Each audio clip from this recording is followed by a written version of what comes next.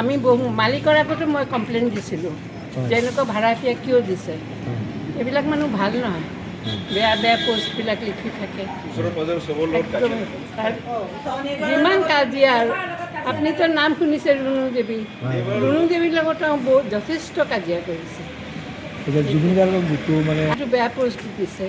আমাৰ চবৰে খং উঠিছে, যদিও পাৰ্চনেলি জুবিন গাৰ্গক মই নাজানো, তথাপি তেওঁ যেতিয়া ঢুকাইছে এনেকুৱা লাগিছে যেন আমাৰ ঘৰৰ মানুহে ঢুকাইছে, সেইকাৰণে বেছি বেয়া লাগিছে। আৰু কি ক'ম তাৰ পৰা যাব লাগে, এইটো ফ্লেটটো এৰিব লাগে, এইটোৱে আমাৰ দাবী। কাৰণ তেওঁ অ'নাৰ নহয়, তেওঁ ভাড়াতীয়া। গম নাপাওঁ, কিন্তু বদমাছ বুলি জানো মোৰ অসম্ভৱ মানুহ এনেকুৱা অসমীয়া মানুহ থকাত থাকি নথকাই ভাল।